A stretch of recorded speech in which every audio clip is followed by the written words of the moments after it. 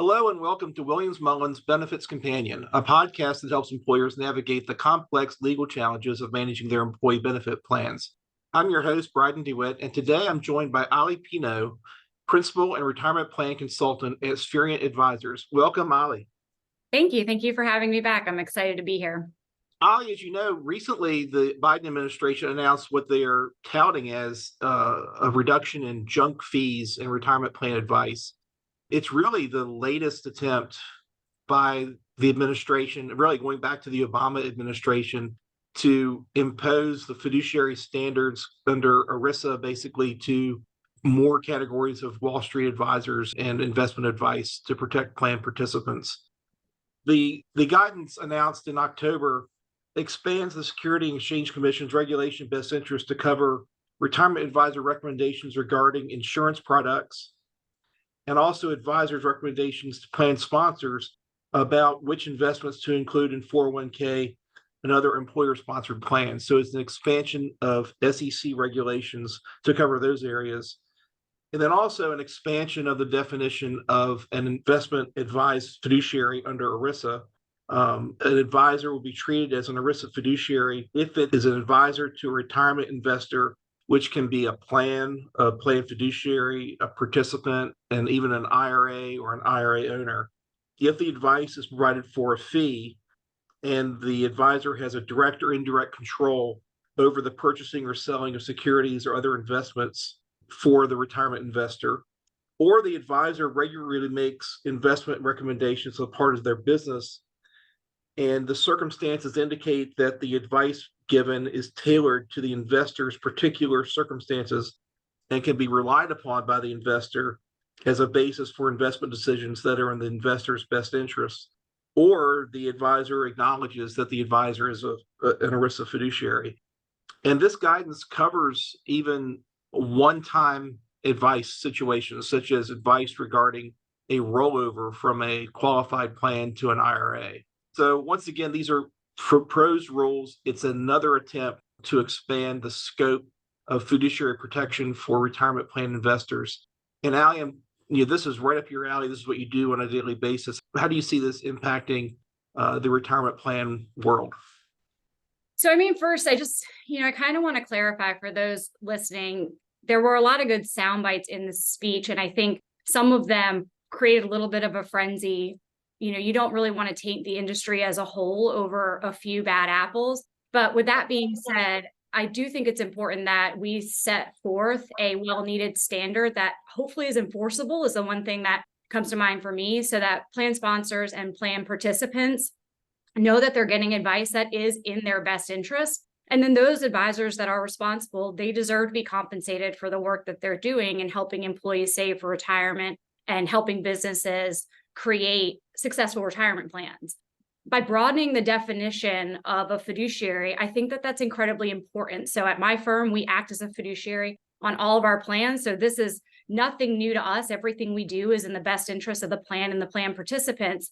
But I think it will create a little bit more of a specialization in the finance industry, which I do think is important. For example, if you are having a heart issue, you're not going to go to your general practitioner, you're going to go to a cardiologist. And I think the 401k space is kind of that specialization, like a cardiologist, that it's important to have a specialized advisor that's working on your plan. So I think that that's one thing that's really important. And then that focuses on that one-time piece of advice for rollovers.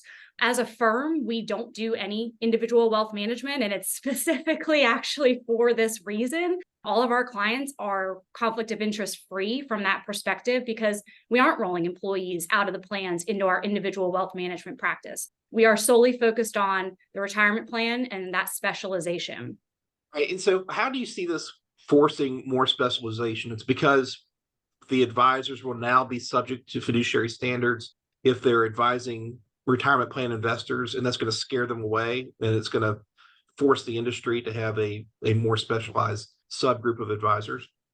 Well, I think you need to look at it from the perspective of how much responsibility is your advisor willing to take on? I think if you're working on a plan, as a financial advisor, you should sign as a 321 or 338 investment fiduciary. We do that on all of our plans, and that doesn't mean utilize an outside source like a Wilshire or Morningstar to operate as the 321 or 338, that's the investment advisor themselves.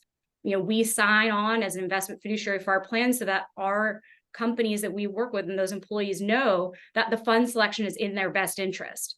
I think that's a huge part of what this junk fees, and I say that in quotation for those that can't see me, piece of the regulation that got set forth, recommending products or advisors that are recommending products, that needs to be looked at whether the advisor gets paid more for the product.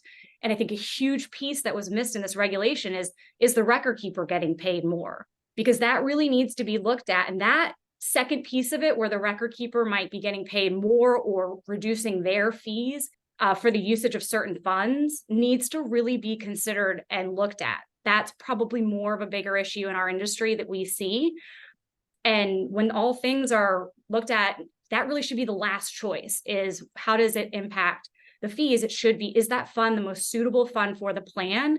And is it a top performer in that category? Right. I mean, there's even been litigation over the past a couple of years that's pointing out that fees are not the sole issue with respect to whether an investment fund is appropriate for a plan. You have to look at the context.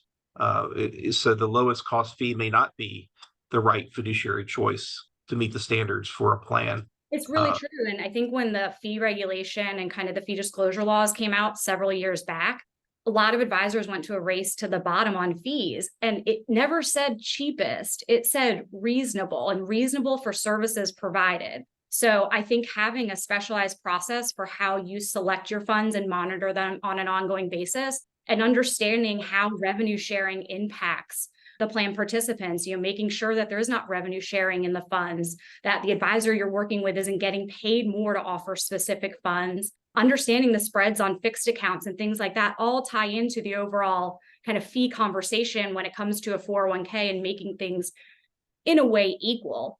I guess we could probably do another podcast on understanding retirement plan fees, because I think that that's something that is really important to delve into. And I think plan trustees should understand the fees and all the components that go into them.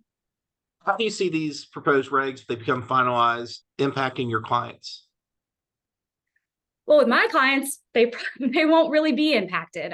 Because you're already. Yeah. So this ruling made me feel very good about what we're doing at my firm.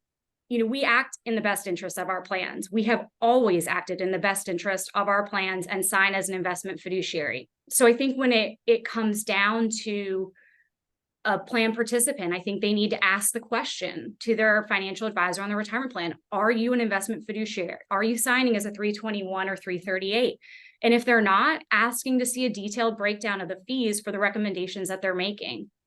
Second to that would be a plan sponsor. If your advisor is not signing as an investment fiduciary, that 321 or 338, I think it's important to seek out working with one, because that we will be operating in the best interest of the plan at all times, and any decisions we make will be in the best interest of the participants. Ali, thank you for being on the Benefits Companion. That'll wrap up our discussion. If listeners have any questions or discussions for future episodes, please contact me. You can also visit on our employee benefits page at williamsmullen.com/employee benefits. There you can find out more about our team, as well as past episodes of this podcast and legal alerts.